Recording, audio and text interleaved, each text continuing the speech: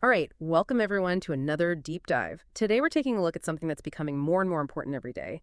We're talking about the ISO IEC 42001.2023 standard, specifically Annex A, the part all about reference control objectives and controls. Yes, this is really a foundational standard for anyone who's looking to bring AI into their organization in a responsible, structured, and manageable way. You can think of this standard, it was just released in December 2023, so very recent, as a roadmap to navigate that complex world of AI systems. And Annex A is really where the rubber meets the road. It's like the blueprint for building a robust AI management system, a set of guidelines, almost like a syllabus for a course on AI management. Exactly. And a key point to remember is that this Annex A, being normative as part of the standard, really sets those essential benchmarks, those specific control objectives and controls, all designed to help organizations meet their goals and manage those inherent risks that come with designing and operating AI systems. So this deep dive is really for anyone, whether you're already knee-deep in AI governance or just starting to explore best practices.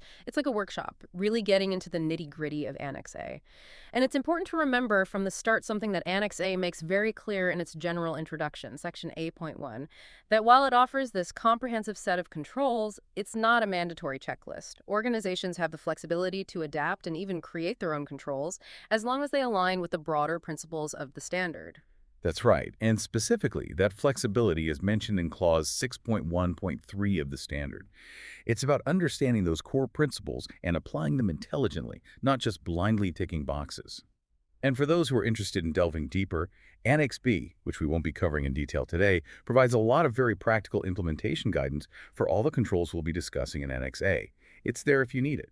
All right, so let's dive right in, shall we? We'll start with A.2, policies related to AI. The goal here is clear. Make sure management provides clear direction and support for AI systems in a way that aligns with the overall business requirements. You need that strategic direction from the top. And that's where the first control, 8.2.2, the AI policy, comes in. It says that the organization shall document a policy for the development or use of AI systems. It's that foundational document that outlines the organization's commitment and guiding principles for everything AI. So it's not just lip service, it's putting it in writing, right? Yeah. That AI policy should be something that's actually used, embedded in the development and deployment processes. Precisely. And then we move on to A.2.3, alignment with other organizational policies. Here, the focus is on making sure this new AI policy doesn't clash with any existing policies, like data governance or ethical conduct policies. It's about creating that coherent policy ecosystem. Yeah, you don't want your AI initiatives to accidentally contradict or undermine other important policies. Exactly. And one way to ensure this alignment is to conduct a really thorough review of existing policies, specifically looking at how they might apply to or be impacted by AI systems. Having cross-functional teams that include both policy owners and AI development teams can be really helpful in identifying and resolving any potential conflicts or overlaps. So it's a collaborative effort, getting everyone on the same page. Absolutely. And to keep these policies up to date, A2 or 2.4 addresses the review of the AI policy. This control says that the AI policy should be reviewed regularly and also whenever needed to make sure it remains suitable, adequate, and effective. Given how quickly AI is evolving, I can see why those regular reviews are so important. But what might trigger an unscheduled review? Well, any significant changes in AI technology, or new regulations, or even the discovery of unforeseen risks or impacts from AI systems would definitely warrant an immediate review of the AI policy. It's about staying proactive and adaptable. It's about staying ahead of the curve. Precisely. Now let's shift our focus to A.3, internal organization. The goal here is to establish clear accountability within the organization for a responsible approach to implementing, operating, and managing AI systems. Accountability, it's really the bedrock of any well-managed system, and 8.3.2 directly tackles this with AI roles and responsibilities. It says that roles and responsibilities related to AI should be clearly defined and allocated based on the specific needs of the organization. Are there any specific roles you're seeing emerge in this space? We're seeing a lot of organizations creating new roles like AI ethics officers, responsible AI leads, and AI risk managers. But it's not always about creating entirely new positions. Sometimes it's about adding AI-related responsibilities to existing roles. The key is clarity, clearly defining those new responsibilities and ensuring people have the necessary skills. Right, so it's about making sure everyone knows who's responsible for what. And then 8.3.3 focuses on reporting of concerns. This control says that there should be a clear process for reporting any concerns about the organization's involvement with AI systems throughout their entire life cycle. This is really important for early detection and mitigation of potential issues. It's about creating a culture where people feel comfortable raising concerns. Absolutely. And what are some best practices for setting up an effective reporting process? It should be easily accessible, confidential, and provide clear information about how reported concerns will be handled. It's about creating that environment of trust and transparency.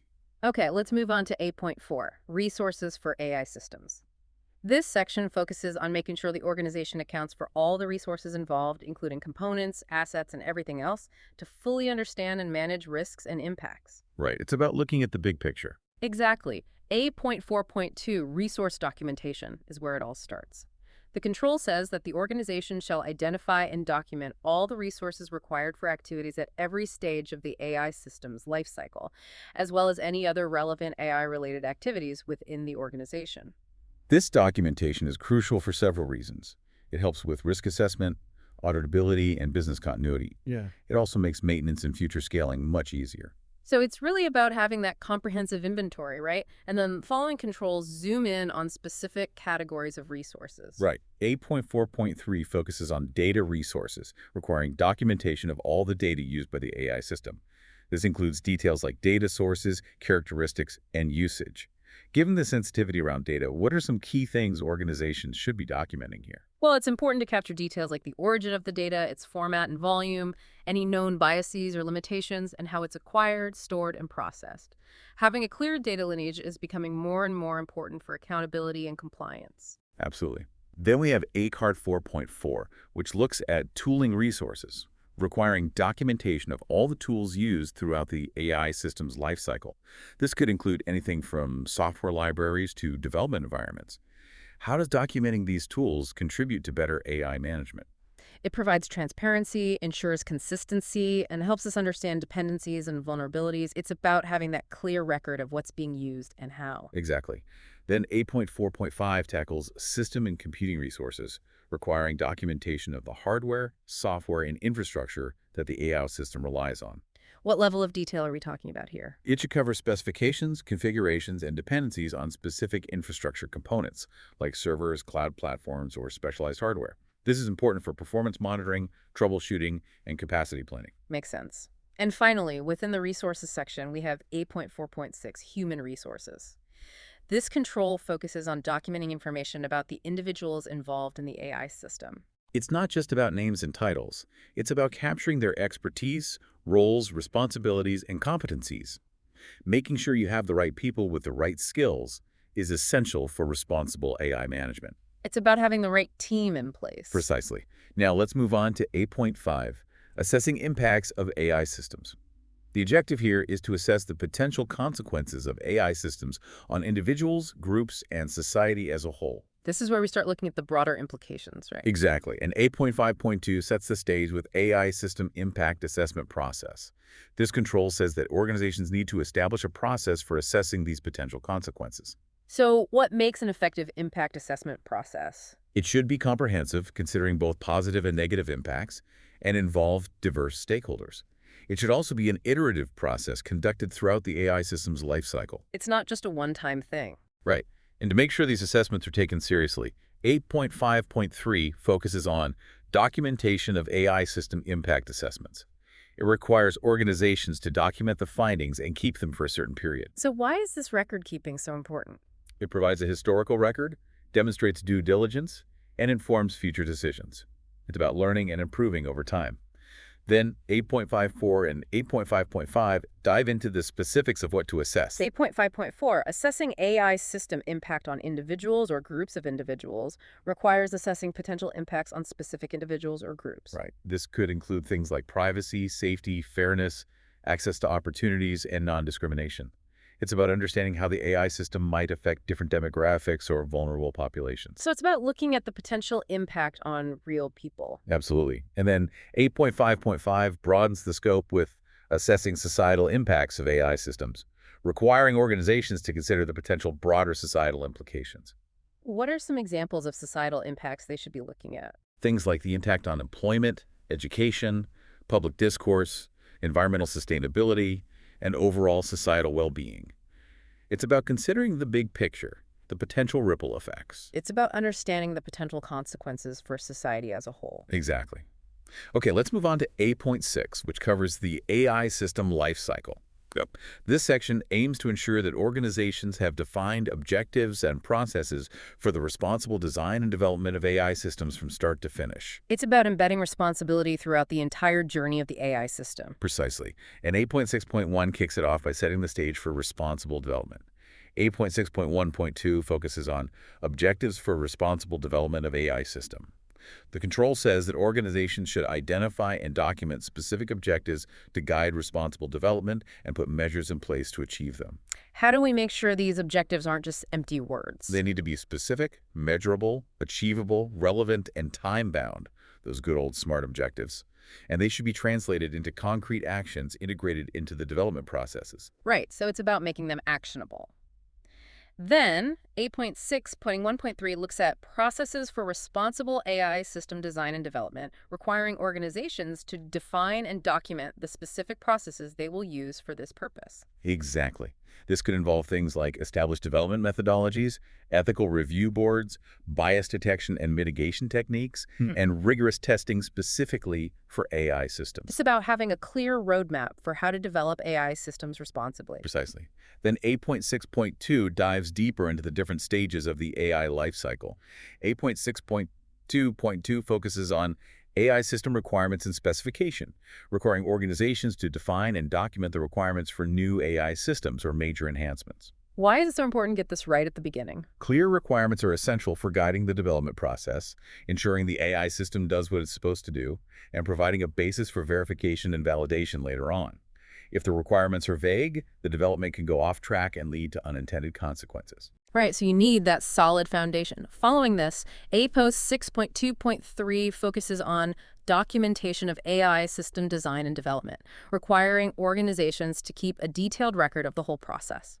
This should include things like architecture diagrams, data flow charts, algorithm descriptions, training methodologies, and the reasoning behind key design decisions. It's about creating a clear audit trail of the entire development process. It's about transparency and accountability. Exactly. Now, a critical step, 8.6.2.4, AI system verification and validation. This is where we make sure the AI system works as intended, right? Absolutely. This control says that organizations should define and document how they will verify that the system functions as intended and validate that it meets the needs and expectations for its use. They also need to specify when these verification and validation activities will take place. And just to be clear, what's the difference between verification and validation? Verification is about making sure you built the system right, checking if it conforms to the specifications. Validation is about making sure you built the right system, checking if it meets the actual needs and intended purpose. Got it. So verification is about checking the build. Validation is about checking the purpose. Precisely. Next, 8.6.2.5 focuses on AI system deployment.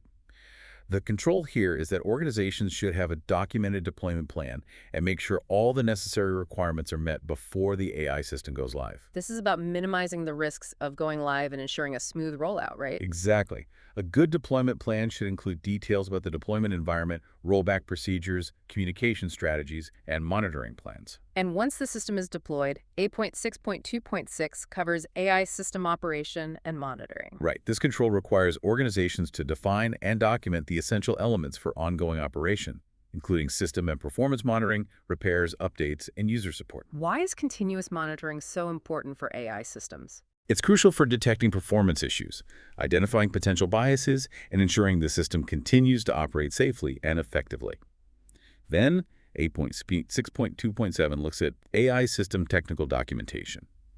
This control says that organizations should figure out what technical documentation is needed for different stakeholders, users, partners, regulators, and provide it in an appropriate format. So how should organizations approach this tailoring of documentation for different audiences? The key is to understand the information needs of each group.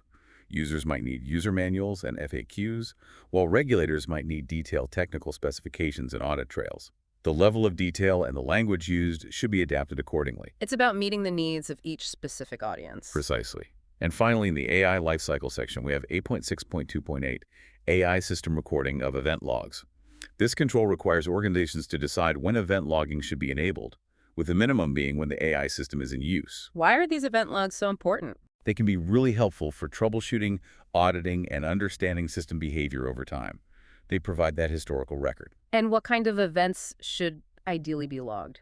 Key events like data inputs and outputs, system errors, user interactions, and any significant changes to the system's configuration. Okay, that covers the AI lifecycle. Let's move on to 8.7, which focuses on data for AI systems. The objective here is to make sure organizations understand the role and impact of data in their AI systems. Since data is the foundation of most AI systems, responsible data management is absolutely critical. And 8.7.2 starts with data for development and enhancement of AI system, requiring organizations to define, document, and implement data management processes specifically for AI development. How is data management for AI different from traditional data management? AI often involves huge data sets, issues of data bias, and an iterative process of data refinement and model retraining. So the data management processes need to address these unique challenges. It's a whole other level of complexity. Absolutely. Then, 8.7.3 addresses acquisition of data, requiring organizations to document how they acquire and select the data used in their AI systems. Transparency is key here, right? We need to understand where the data comes from and any potential biases it might have. What are some key things to consider when acquiring data for AI? You want to make sure the data is from reliable and representative sources, that you're complying with privacy regulations, and that you document the reasons behind your data selection choices. So it's about being deliberate and responsible in your data acquisition. Exactly. Then, 8.7.4 focuses on quality of data for AI systems, requiring organizations to define their data quality requirements and make sure the data used for both development and operation meets those standards. High-quality data is the foundation of any reliable and trustworthy AI system. What are some key aspects of data quality that are particularly important for AI? Accuracy, completeness, consistency, timeliness, and relevance are all crucial. The data needs to be fit for purpose. It has to be the right data for the job. Then we have 8.7.5, which looks at data provenance. This control requires organizations to document the origin and history of the data used in their AI systems. This is about traceability, being able to understand where the data came from and how it's been transformed. It's important for accountability, troubleshooting, and compliance. So it's about knowing the data's journey. Precisely. And lastly, in the data section, we have 8.7.6, data preparation. This control requires organizations to document the criteria and methods used for data preparation. What are some common data preparation techniques used in AI? Things like data cleaning, data transformation, feature scaling, and handling missing values. The choice of technique depends on the specific characteristics of the data and the requirements of the AI model. So it's about getting the data ready for use. Exactly. Let's move on to 8.8, information for interested parties of AI systems. The goal here is to ensure that all stakeholders having information they need to understand and assess the risks and benefits of the AI system. Transparency is key to building trust. Absolutely. 8.8.2 starts with system documentation and information for users, requiring organizations to provide users with the information they need to use the system effectively. This could include things like user manuals, FAQs, and explanations of how the system works. Exactly. It's about empowering users and managing expectations. Then, 8.8.3 looks at external reporting. This control says that organizations should provide ways for people outside the organization to report any adverse impacts they might experience because of the AI system. Right. This could be a dedicated feedback mechanism or a formal reporting channel. The key is to make it easy for people to report concerns and to make sure those concerns are addressed. So it's about being responsive to external feedback. Precisely. Then, 8.8.4 focuses on communication of incidents, requiring organizations to have a plan for communicating incidents to users. What are the key elements of a good incident communication plan?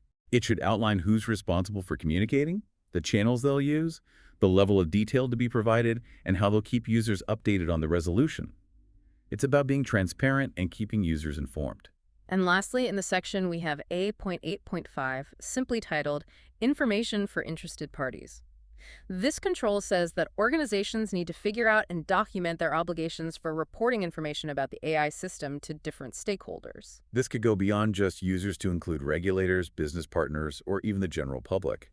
It's about understanding who needs to know what and why.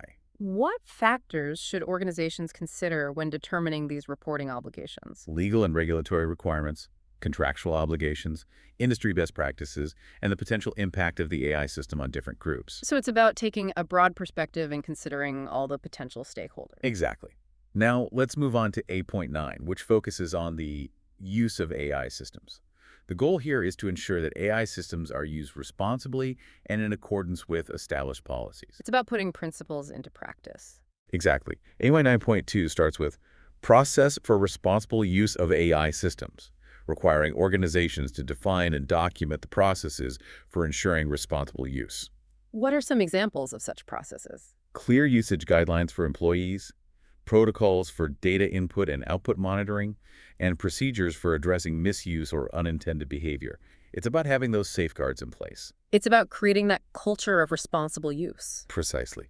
Then 8.9.3 looks at objectives for responsible use of AI system, requiring organizations to define the objectives that will guide responsible use. How do we ensure these objectives are actually followed? Communication, training, and embedding those objectives into performance evaluations can help ensure they are understood and adhered to. It's about making sure everyone's on the same page. Exactly. And finally, in this section, we have 8.9.4, intended use of the AI system. This control says that organizations need to make sure the AI system is only used for its intended purpose. So it's about preventing mission creep, making sure the system doesn't start being used for things it wasn't designed for. Precisely. Okay, we're at the last section, A10, third-party and customer relationships. The goal here is to ensure that organizations understand their responsibilities, maintain accountability, and appropriately allocate risks, especially when working with external parties. AI development and deployment often involve multiple external partners, so this is a really important section. Absolutely. A10.2 starts with allocating responsibilities, requiring organizations to clearly allocate responsibilities among themselves, their partners, suppliers, customers, and any other relevant third parties. Why is this so important? Because it ensures accountability, manages expectations, and helps address any issues or liabilities that might arise. It prevents confusion and finger-pointing down the line. It's about having a clear understanding of who's responsible for what. Precisely. Then, A10.3 focuses on suppliers, requiring organizations to have a process for ensuring that their use of services, products, or materials from suppliers aligns with their responsible AI approach. Due diligence is key here, right? You need to make sure your suppliers are on board with your commitment to responsible AI. Exactly. You should be looking at their AI ethics policies, data handling practices, security protocols, and compliance capabilities. And finally, A10.4 looks at customers. This control says that organizations should consider customer expectations and needs when developing and using AI systems. It's about understanding and addressing customer concerns, building trust, and promoting wider adoption. Exactly. You need to make sure your customers are comfortable with how you're using AI. So, to wrap up, Annex A provides a comprehensive set of reference control objectives and controls designed to guide organizations towards responsible AI management. It's a valuable resource, but it's not a one-size-fits-all solution. Sure. Organizations need to adapt these controls to their own specific context and objectives. And Annex B provides that practical implementation guidance to help organizations put these principles into action. We encourage everyone to explore the full ISO IEC 42001.2023 standard. It represents a major step forward in enabling organizations to build robust and responsible AI management systems. And as a final thought, consider how different organizational cultures and operational realities might influence both the implementation and interpretation of these guidelines. It highlights the ongoing and evolving nature of responsible AI. Thanks for joining us for this deep dive.